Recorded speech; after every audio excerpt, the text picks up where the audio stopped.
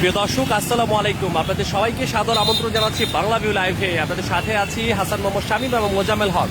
দর্শক, আগামীকাল পবিত্র ঈদুল আজহা। প্রথমে সবাইকে জানাচ্ছি ঈদ মোবারক। ঈদের ঠিক আগের রাতে আগের যে রাতের যে চিত্রটি জিন্দাবাজার কিন্তু পুরো দমে জমে উঠেছে এবং বিক্রেতারা যে জিনিসটার জন্য অপেক্ষা করছিলেন তারা ঈদের আগের রাতে মানুষের অপেক্ষায় থাকেন। মানুষজন তাদের আগের রাতে প্রয়োজনীয় কেনাকাটা করে থাকেন এবং সেই কেনাকাটার দৃশ্যটি আজকে কিন্তু কোরবানির ঈদের যে আগে কিন্তু খুব একটা জমজমাট হয় না ঈদের কেনাবেচা, কিন্তু আজকে কিন্তু সেই চিত্রটার একটা ভিন্ন দিক আমরা লক্ষ্য করছি। মানুষজন কিন্তু গরু বাজারে যেরকম মানুষজন আছেন তেমন করে কিন্তু ঈদ মার্কেট ঝুলুতেও প্রচুর সংখ্যক মানুষ এখানে এসেছেন এবং জিন্দাবাজারকে কেন্দ্র করে মূলত ব্যবসার পুরো দিকটা চলছে।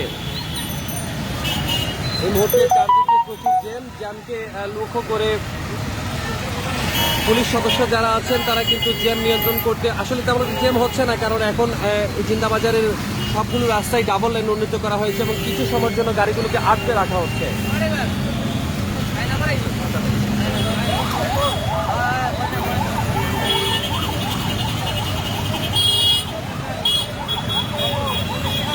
মার্কেটগুলোতে উপচে পড়া ভিড়। আমরা জিন্দাবাজার পয়েন্ট থেকে যে জুতার দোকানগুলো আছে বন্দর অভিমুখে সেইগুলো কিন্তু দেখতে পাচ্ছি যে এখানে কিন্তু প্রচুর সংখ্যক মানুষ তাদের প্রয়োজনীয় কেনাকাটা করার জন্য এই সবগুলোতে এসেছেন। এবং আরেকটি বিষয় হচ্ছে দর্শক, যে ঈদের পরেই কিন্তু আবারও কঠোর লকডাউন হবে, অর্থাৎ ঈদের পরে কিন্তু আর দোকানগুলো খোলা পাওয়া যাবে না। সেই চিন্তা মাথায় রেখেও কিন্তু অনেকে আজকে এই মার্কেটে শপিং করতে এসেছেন। মূলত বাচ্চাদের জন্যই বেশিরভাগ যারা মার্কেটে এসেছেন তারা বাচ্চাদের কাপড় কেনার জন্যই এসেছেন। ঈদুল আজহায় সিলেটের মানুষজন খুব একটা নতুন কাপড়ের দিকে মনোযোগ দেন না, গরুর কেনার দিকে, কোরবানির পশু কেনার দিকে বেশি মনোযোগ থাকে।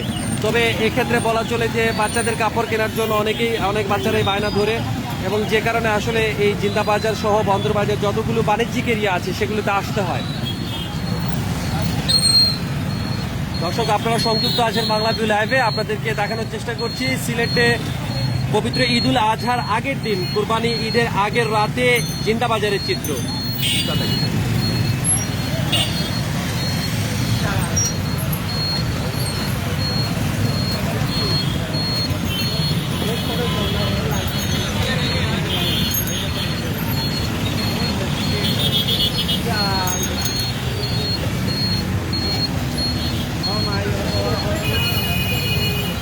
প্রবল ভিড় লক্ষ্য করা যাচ্ছে সব দিক থেকেই। জিন্দাবাজারের উপরে প্রেশারটা সবসময় বেশি থাকে, কারণ এখানটায় এই জায়গাটিতে সবসময় মানুষজন চান সব ধরনের প্রয়োজনীয় জিনিসপত্র আছে যেগুলো কিন্তু কেনাকাটা করার জন্য এই জিন্দাবাজারে আসতেই হয়।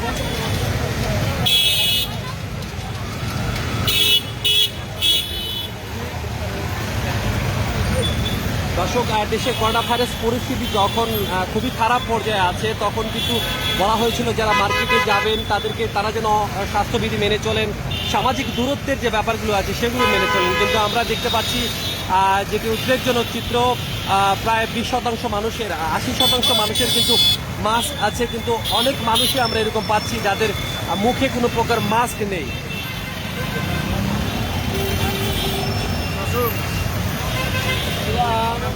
এতে কিন্তু আক্রান্তের হার বাড়তে পারে। সিলেটে এমনিতেই আইসিইউ সংকট, অক্সিজেন সংকট, নানা বিষয়ে কিন্তু সিলেটে একটা কষ্টদায়ক অভিজ্ঞতা যারা ইতিমধ্যে হাসপাতালে ছিলেন নানা কারণে তারা কিন্তু শেয়ার করেছেন, এবং যে কারণে সরকার শিথিল লকডাউন দিয়েছিল ঈদের সময়টাতে মানুষজন যাতে ঈদ করতে পারেন।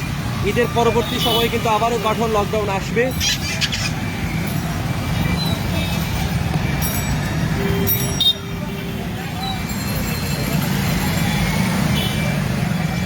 দর্শক, আমরা সংযুক্ত হয়েছিলাম বাংলা ভিউ লাইভে, আপনাদেরকে দেখানোর চেষ্টা করছিলাম সিলেটে ঈদের আগের রাতে জিন্দা বাজার এলাকার চিত্র।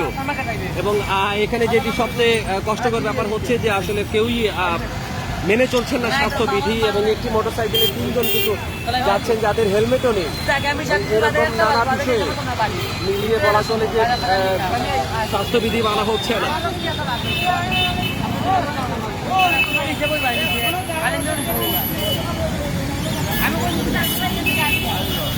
জিন্দাবাজারে পা ফেলার জায়গা নেই, দিল ধারণের ঠাঁই নেই।